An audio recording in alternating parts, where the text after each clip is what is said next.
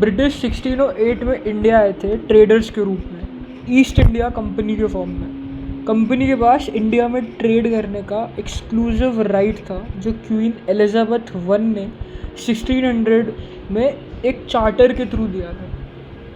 तो 1765 में कंपनी, जो तब तक सिर्फ एक ट्रेडिंग फंक्शंस करती थी, उसने बंगाल, बिहार और उड़ीसा का दीवानी यानी रेवेन्यू और सिविल जस्टिस का राइट ले लिया।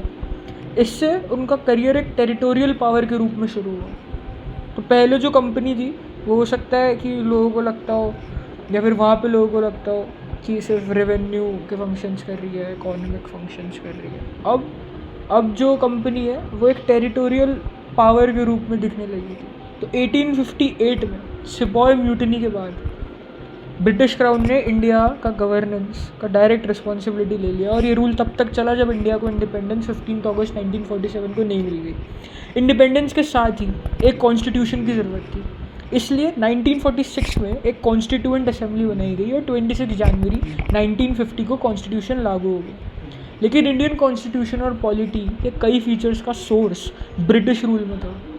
ब्रिटिश पीरियड के कुछ इवेंट्स ने गवर्नमेंट और एडमिनिस्ट्रेशन के ऑर्गेनाइजेशन और फंक्शनिंग का लीगल फ्रेमवर्क सेट किया। वेरी इंपॉर्टेंट पॉइंट, जो ब्रिटिश रूल था, जो ब्रिटिश पीरियड के कुछ इवेंट्स थे, उसने गवर्नमेंट और एडमिनिस्ट्रेशन के ऑर्गेनाइजेशन और फंक्शनिंग का लीगल फ्रेमवर्क सेट किया। जो मुग़ल एम्परर शाह आलम ने दीवानी कंपनी को दी थी, उनकी 1964 के बैटल ऑफ बक्सर में जीत के बाद इसने कंपनी को एक टेरिटोरियल पावर के रूप में इस्टेब्लिश कर दिया। और cut to almost 100 years later sepoy mutiny happened. British crown ने इंडिया के गवर्नेंस का डायरेक्ट रिस्पॉन्सिबिलिटी उठाया, और फिर ये रूल तब तक चला जब तक इंडिया को इंडिपेंडेंस नहीं मिल गई। तो ये इवेंट्स हमारे कॉन्स्टिट्यूशन और पॉलिटी को बहुत इन्फ्लुएंस करते हैं। ये इवेंट्स क्रोनोलॉजिकल ऑर्डर में दो मेजर हेडिंग्स के अंदर एक्सप्लेन करे जा सकते हैं। First is the company rule and second is the crown rule. Company rule चलेगा 1773 से 1858 तक, और क्राउन रूल 1858 से 1947 तक। कंपनी रूल का सबसे इम्पॉर्टेंट और सबसे पहला पॉइंट आ जाएगा द रेगुलेटिंग एक्ट ऑफ 1773।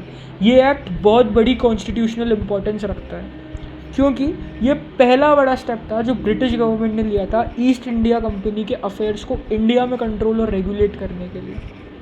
अभी तक जो ब्रिटिश क्राउन था उसने ईस्ट इंडिया कंपनी को कुछ चार्टर के फॉर्म में 1600 उसके अंदर जो चार्टर दिया गया उसके अंदर कंपनी को कह दिया गया कि आप जाकर ट्रेड कर सकते हो, पर अभी तक क्राउन का डायरेक्ट जो इन्वॉल्वमेंट और एक इस्टेब्लिश्ड कंट्रोल है वो इतना इस्टेब्लिश नहीं है। तो फिर ब्रिटिश गवर्नमेंट ने ईस्ट इंडिया कंपनी के अफेयर्स को इंडिया में कंट्रोल और रेगुलेट करने के लिए ये एक्ट पास किया, और इसने कंपनी के पॉलिटिकल और एडमिनिस्ट्रेटिव फंक्शंस को रिकॉग्नाइज़ किया।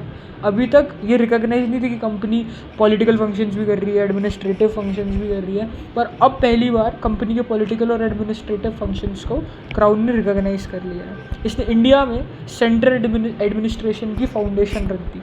और इस एक्ट के अगर फीचर्स की बात करी जाए तो इसमें था क्या, बंगाल के जो गवर्नर थे उनको governor general of Bengal designate किया गया, और उनके लिए एक एग्जीक्यूटिव काउंसिल बनाई गई जिसमें 4 मेंबर्स होते थे जो उनकी हेल्प करते थे। पहले गवर्नर जनरल जो थे हमारे वो लॉर्ड वॉरेन हेस्टिंग्स थे, और जो और भी कुछ प्रेसिडेंसीज थी तो बॉम्बे और मद्रास जो थे, बॉम्बे और मद्रास के जो गवर्नर्स थे वो गवर्नर जनरल ऑफ बंगाल के सबॉर्डिनेट बना दिए गए। मतलब गवर्नर जनरल ऑफ बंगाल उनसे सुप्रीम है।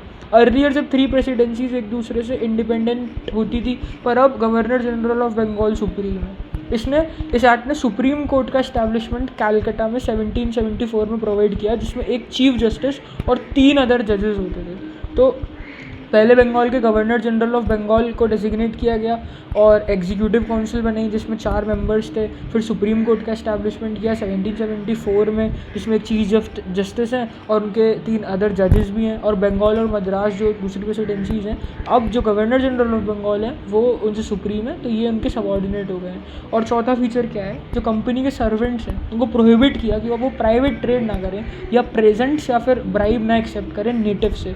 तो वो लोग कुछ ब्राइब नहीं ले सकते हैं, कोई रिश्वत नहीं ले सकते हैं, कोई गिफ्ट नहीं ले सकते हैं, और प्राइवेट ट्रेड नहीं कर सकते हैं जो कंपनी के सर्वेंट्स हैं। और जो ब्रिटिश गवर्नमेंट का कंट्रोल कंपनी पर स्ट्रेंथन किया जो ब्रिटिश गवर्नमेंट ने, वो कोर्ट ऑफ डायरेक्टर्स जो कंपनी के गवर्निंग बॉडी था जो, उसको रिपोर्ट करना था अपने रेवेन्यू, सिविल और मिलिट्री अफेयर्स इंडिया के अंदर। तो इसने ब्रिटिश गवर्नमेंट का कंट्रोल कंपनी पर स्ट्रेंथन किया by requiring court of directors जो कंपनी की गवर्निंग बॉडी है टू रिपोर्ट अपने रेवेन्यू, सिविल और मिलिट्री अफेयर्स इंडिया के अंदर।